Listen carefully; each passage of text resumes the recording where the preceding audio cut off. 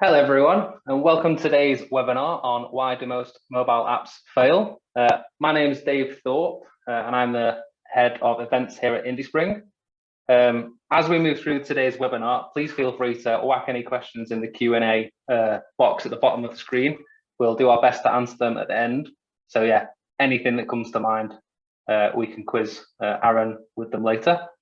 On that point, Aaron, welcome today. Aaron's going to be our host and guide, taking us through this topic. I'll let him introduce himself. But yeah, please feel free to ask any questions. And if anything crop up after the event, my email address will be attached on the last slide. Feel free to email me about anything we discussed today. Aaron, over to you, mate. Perfect. Thanks, Dave. Hopefully you can hear me okay. I've been having some audio issues today getting set up, which is always good fun. Yeah, as Dave said, welcome to today's webinar. I'm Aaron. I'm the account director here at IndieSpring. So I've spent a number of years, 4 years now with IndieSpring, working with all of our clients around their mobile projects. So that's a variety of different things, a variety of different sizes of businesses. So progressive web apps, mobile applications, with people like Royal Sun Alliance, British Heart Foundation, and startups as well, who obviously have started from much lower down and now have apps in the store. So yeah, we're gonna start talking through a few reasons that we've seen for apps to fail when they actually get to the point of going to the App Store, or even before then. Obviously, businesses invest huge amounts of money into mobile applications with a vision of making a huge impact on their customers and their businesses in terms of their bottom line. It rarely goes as expected. Mobile app development, as I'm sure most of you all know, can be pretty fraught. So we want to talk through a few of the major issues that facing mobile applications in particular, and give a few hints as to how you can avoid them or prepare for them so that your next mobile app project is more likely to succeed. So a quick look at the agenda for today. We've got a few different reasons that we've pulled out as to why apps tend to fail. So we've got whether or not they're fit for purpose, a significant enough route to market, the competition that's already out there, maintenance costs, which is something that loads of especially startups tend to not realize the level of maintenance that's required on mobile applications, the use of single-use apps. So this is something that was really popular a few years ago. It's definitely dwindled a little bit now, but we still get asked for these occasionally, and sometimes they're not the best way to go. And also user needs, just really not defining those properly in the first place. So I'll head straight into fit for purpose. So the core functionality is obviously one of the main ones. Obviously, if your app can't fulfill its core function, then it's really likely to fail at the first hurdle and frustrate users. They're unlikely to revisit it. And there's a few reasons that this could happen. Things like misinterpreting why a customer would want to use your mobile app in the first place. So it's really important that you spend some time understanding the requirements of your users and whether or not your app is answering those requirements and actually providing value to them. It's a real privilege to have the space on somebody's device that a mobile app affords, and users will delete your app if it isn't working, or if it's not answering the questions that they're asking to be answered. Or it could also be things like severe technical issues, which stop the user even being able to complete the steps that they were expecting to complete. So if I downloaded Uber, for example, to grab a cab, but the map view was completely broken because of a technical UI issue or something, then why would I use Uber again in the future? There's poor design. So anyone who's been to our previous webinars and training sessions is going to be well aware that we often tout the wisdom of user-centered design and employing common design principles throughout your application. So a good place to start with this is by using the iOS and Android design guidelines. So Android use Material and have really robust guidelines for that, and iOS have their equivalent. That should put you in a really good place. And also when you're talking to your designers, they'll be able to pick up those packs and essentially start with a little bit of a head start, which keeps your costs down as well. It's also really important to test, to prototype out your app and actually get some testing in with your users before getting started and find those bottlenecks before they're being found by live users, before they're registering 1-star reviews on the Play Store. And then technical frustrations as well. So Apple and Google, as anyone who has made an app will know, are pretty stringent on their checks before they allow things into the App Store. But things like user-specific crashes, just general crashes and issues are still likely to arise. There's a couple of different ways to attack this. We use a couple of different angles, really, including having a bank of test devices. So we've got 35 different devices with the 2 operating systems on and a variety of manufacturers when it comes to Android. And that allows us to catch anything usually far before it will start affecting App Store reviews and things like that. And we also use Crashlytics as well. So making sure that your app has Crashlytics built into it is really key. Because once people do start seeing edge case crashes, so for example, some of the Chinese devices like the Huawei's and the Xiaomi's can give real edge case crashes because of the way that they handle things like battery management that you just wouldn't pick up on a full sweep of even 35 devices. You just can't cover for every possible issue that you might come across. Then there's the route to market, and I actually think this is probably the single most important thing to get right to have a successful app. The app market is absolutely flooded with new apps. I think it's around 4,000 every single day that are released, and it's so easy to get lost amongst all of that. So one of the things that we try to look for, especially when we're working with startups and we're looking to sort of decide which are more likely to be successful and, in our case, provide ongoing revenue because it is successful, is having an existing market. So if you already have a captive audience or a user group that you can engage with immediately, then that's going to give you a much, much better chance of success.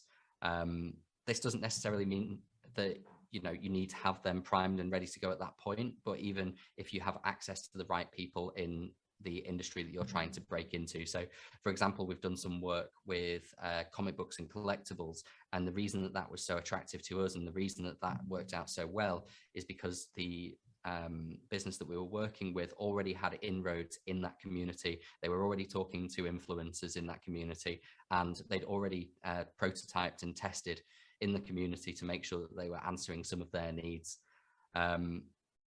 If you don't have that, then frankly, the chances are you're going to have to spend a fair bit of money on your marketing budget. We usually say that people need to set aside around 1/3 of the cost of developing the application for even a decent chance of success. So this can be used in all sorts of ways. So it could be used for marketing on the tube down in London. It could be used, for example, for App Store optimization. So making sure that you're appearing against other apps as a relevant app. So yeah, it's something that we really, really strongly recommend. And then the other way is actually slightly different. And we see this a lot with our corporate partners, where it's a supplementary offering. So this is where an already existing company has a primary source of revenue, and then they're offering the app in order to complement what they already have. So we've seen some really powerful stuff done by a telematics company that we work with, for example, who develop black box technology, and they use the apps to allow people to get feedback on their driving, or to actually track the users themselves through that instead of having to have a black box installed. But their primary business model is still the same, but the apps are complementing that, and that's been a really successful model. Another place that I've seen this recently actually is an app called Shop, which allows you to pay for online shopping through a single portal similar to Google Pay or Apple Pay, but then downloads all of the receipts and the delivery estimates and all of the things that you would need in order to keep track of that into a single app, and just makes it really, really easy to look up any of those individual purchases that you've made previously. And that provides value for everyone. It provides value for the shops that are using it because you're using a trusted payment provider, and it's allowing customers more access to that data in a single location, and it's providing loads of value for the user as well. So moving on to competition. One thing that we feel like we have to say, again, especially with startups early on, is that your app is almost certainly not unique. There is probably somebody already doing it, and they have the first starter advantage. It's something that comes up really frequently nowadays, and definitely was rarer back in the day. I remember when I was first getting going in the app world, really, a small gimmicky app could make it to the top of the App Store. I remember pretty well there was a T-Pain app. It was one of the most downloaded apps of, I think, 2009, 2010, which effectively just provided a voice modulator over a recording of your voice and made you sound a little bit like T-Pain. There was also, most people remember the old Carlsberg app where it used the gyroscope on your phone to make it look like you were drinking a pint of beer from your phone. You know, you just can't imagine these things even getting close to the top of the App Store anymore, but those sort of gimmicky apps really worked well back then. Nowadays, you have to do a huge amount of research on the existing applications that are out there to make sure that they're not covering the niche that you're trying to get into. Also, I think it's really valuable to look for competitors, businesses who've already got seed funding, have already prototyped, or in a situation where they've built an app which answers the questions that you're trying to that answers the problems that you're trying to solve. So yeah, just intense research is always really, really valuable. And it might not always be obvious, but there's loads of off-the-shelf apps on a sort of SaaS basis that might achieve a lot of what you're looking to do. And developing a new app might not be the best thing to do. There's two different reasons for this. It could be that people who would look to use your app are going to find these SaaS services and just use them. But there's also the chance that you can leverage those existing platforms to bring down the cost of your app, depending on if it's open source or not, or if you can somehow piggyback off that in a similar way to the way that Shop in the previous example has piggybacked off existing retailers and aren't retailers themselves, but can use those systems. So maintenance costs, and it seems like this is always a bit of a dirty topic in the app development world, but frankly, mobile app development moves differently to web development. Lots of people are very used to web development and are used to being able to create a website and come back to it 5 years later, and maybe there's a little bit of jankiness, but the thing as a whole tends to work. It's pretty rare that we see wholesale changes to the web ecosystem that result in things just breaking. But that's not the case when it comes to mobile app development. Google and Apple will both release a big update once a year. They'll usually release multiple smaller updates throughout the year. And then with Android especially, you tend to find that manufacturers are putting their own spin on things like the Chinese battery management that we talked about earlier. So it's really key that you actually keep on top of these and have some budget set aside for keeping the app going. The other thing is actually just dealing with the fact that the App Store rules are constantly shifting and changing. Apple and Google, as most people will know, have really changed the way that they are focusing on privacy, on battery management, and they're putting the onus onto the app creators to keep up with these changes. So, you know, we quite often see a new iOS version or a new Android version that comes out and breaks key parts of functionality. And you do need to keep on top of that. We recommend actually that people budget around £3,000 a month on maintenance. That's really not unusual. In fact, I'd say it's probably required in most cases, and that's just to keep the app up on the App Store in a good state year round. If you actually want to develop, then that's likely to be more. So single-use apps. So this is a bit of a bugbear of mine. We don't see it as much as we used to, as people have started to clock on that they're not necessarily the best way to go. So we've spoken a little bit about the fact that app development, certainly in the longer term, is more expensive than just having something simple on web or using a progressive web app or something like that.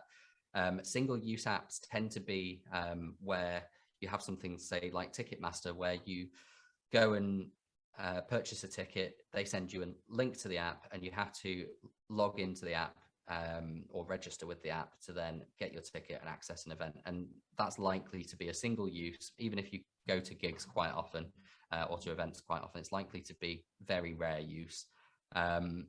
Frankly, it just isn't needed these days. When you think about the process of actually getting to that point and the different points where a customer can just switch off, it isn't worthwhile. If that was managed via web, or if it was managed by something like app clips, which is where you can almost have a micro app built into your web code, which can be used by Android or iOS, it just doesn't seem necessary. To actually get somebody onto an app to use one of these, generally it's going to be a case of linking them to the App Store. They then need to download from the App Store that if they're on data, they may not have app downloads on data switched on, so they might need to switch that on. Once that gets downloaded, chances they then need to find it on their device. Chances are they need to register. If they don't need to register, they need to log in.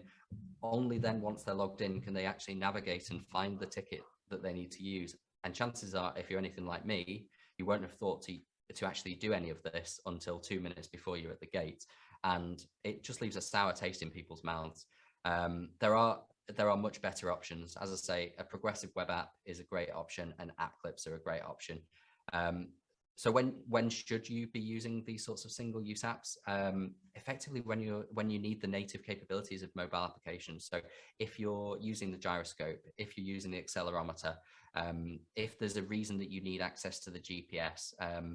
So, for example, a tour guide at a museum, that's a single-use app. If I go to the Manchester Museum just down the road and they provide me, say, there's an application here, it's a tour guide. You can go around and you can use QR codes and you can listen to the tour, and it'll give you interactive things to work with while walking through the museum. That's a great use of a single-use app. I probably will use it that once. There's a very good chance I'll delete it afterwards, but it's a great use of it. The other thing that single-use apps can be really, really guilty of is, because they've now been given the privilege of being on your device, they will then hit you with notifications. Ticketmaster, I think, is a classic example of this. I go to see a band, I'm going to say Fall Out Boy. I go to see Fall Out Boy, and then I will be getting notifications once or twice a week saying, hey, such and such an artist is coming into town. I'm really not interested in being contacted constantly to say such and such an artist is in town or come and visit the app. I just want it for that single use. So focusing on your users' needs. So as anyone that's been on here before has onto any of our webinars before will know, we talk about user-centered design all the time on these webinars, and it's something that we're really passionate about. And when you're developing your mobile applications, your users have to come first. And actually, the single-use apps we were talking about, they're a great example of not being user-centered. That's business-centered design. Another thing that we do see, though, is internal applications. So applications that are going to be used internally within a business, they tend to be more business focused in terms of they're focused on the business needs as opposed to being focused on the user needs. It just doesn't work. So, for example, a client of ours built a mobile application to be used by the mechanics on site, but they found that they came back saying the app doesn't work and the staff are refusing to use it. But it's because the mechanics weren't involved at all in the process of designing the app. In fact, the app, despite being designed to save materials and time, didn't actually do that because the mechanics didn't want to use it. They saw it as another job that they had to do, having to deal with SAP. Whereas if you make it something that's worthwhile for them to use, they'll want to use it and they'll find the need for it. And apps still suffer from issues with onboarding. As we just talked about, it's a really laborious task to actually get people on board, and people are quite resistant to handing over their data now, definitely since there's been a lot more talk of privacy and things like that, and people are more averse to spam. People are less likely to just give over their details willy-nilly. What you can do to try and avoid this to some extent is you can use things like Apple or Google sign-in, and they've become really common. And we use those in the majority of our apps now where registration is required. One thing to remember though is if you use one of the sign-ins, one of the automated sign-ins, so if you use Facebook login or something like that, you generally have to include the manufacturer's sign-in as well. So if you're building on Android, you need to include Google sign-in. If you're building on iOS, you need to include Apple sign-in as well. So just a quick reminder, we're aiming for just a quick half hour today. So you want to make sure that your app's fit for purpose. You want to make sure you've got your route to market clear and paved. And if you don't, you need to create that route to market or put in a serious amount of marketing spend. You need to investigate your competition thoroughly, and not only people who are already in the market, but people who perhaps have already got seed investment and are a couple of steps ahead of you if you're a startup. You need to bear in mind the maintenance costs. Some people don't realize that it isn't just a one and done project. You can't build an app and just leave it in the App Store. You do need to keep on top of that. And if you don't, then there's a good chance that your app will be removed because it violates a policy or will just break. Single use apps, I think, as I say, it's becoming less common, but bearing in mind that users don't want to be forced to use a mobile application for a single use, and kind of summing up quite a few of these is user needs as well. So I'm going to hand back over to Dave quickly because I believe that he's been manning the Q&A station for us. So if there are any questions, I'll give the best answers I can. Great, thanks, Aaron. Thanks for flying through that. Yeah, feel free to keep whacking questions in the Q&A if anything comes up. I've got a couple to start us off for you with, Aaron, though. Okay.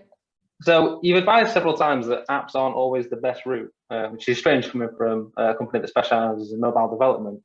But if an app isn't the best route, what other ways can people access the market they're trying to? What other recommendations do you have?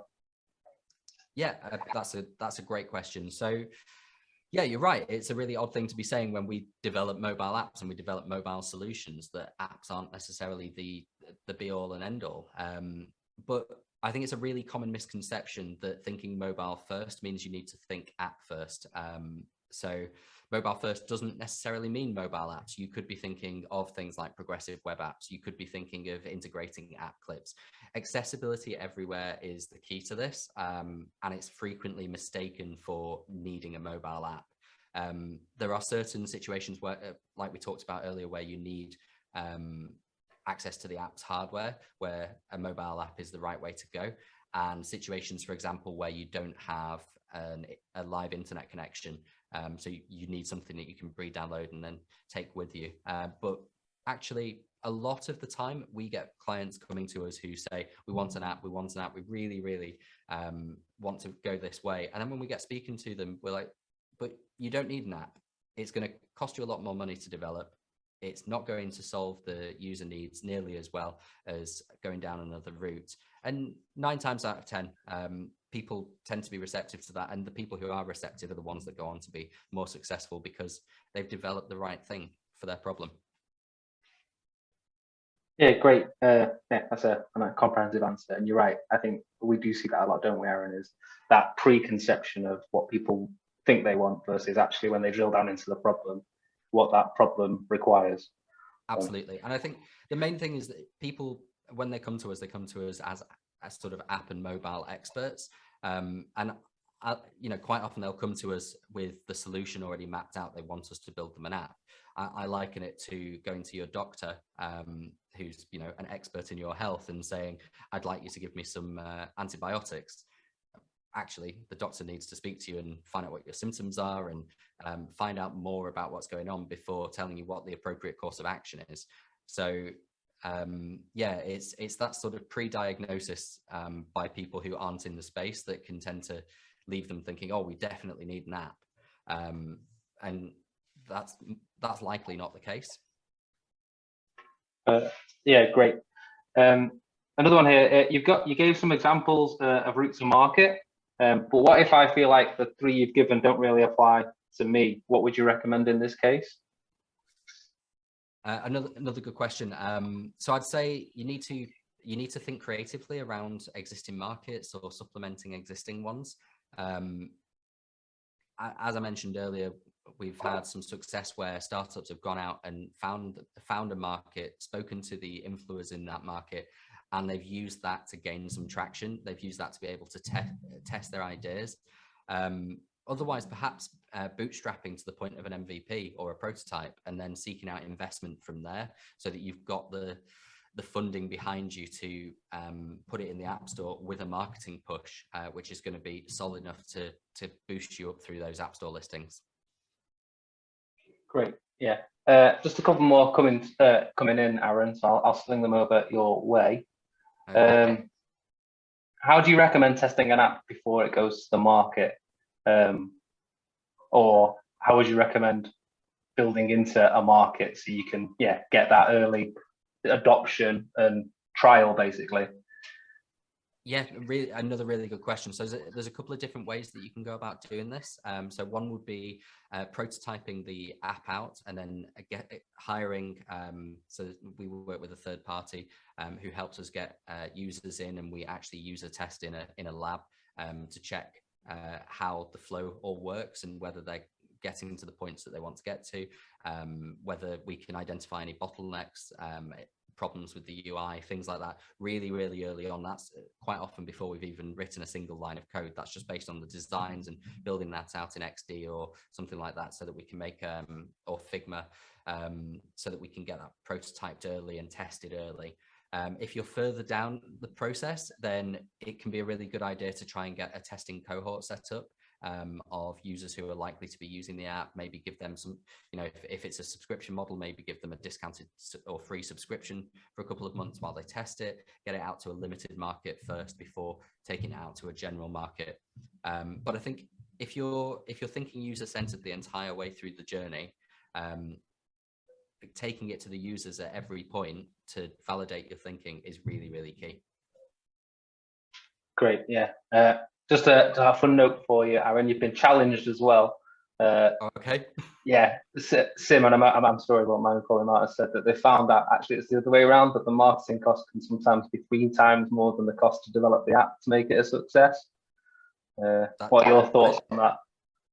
I honestly don't find that hard to believe. The 1/3 figure that we've said has always been our base, sort of absolute base. You will not get anywhere without it. So spending 3 times to guarantee success, I don't think is unrealistic. Yeah, right. And it's the pot of gold at the end of the rainbow, right? You could pull out of it and out of it, and it's only going to benefit you rather than hamper you normally, isn't it? So absolutely. One final one, Aaron, just to keep you on your toes. No worries. I think this will be your favorite. What factors define the technical approach to a PWA and native? For example, using things like Ionic or Flutter or Xamarin. How do you steer that approach? Honestly, I think that's probably a little bit more technical than I would normally go. This is where I'd probably ask our technical team which route we should be going down. Yeah, honestly, I don't know if that's a question that I can give a proper answer to, but maybe that's one that we can take to someone a bit more technical and get an answer from that side. Yeah, great.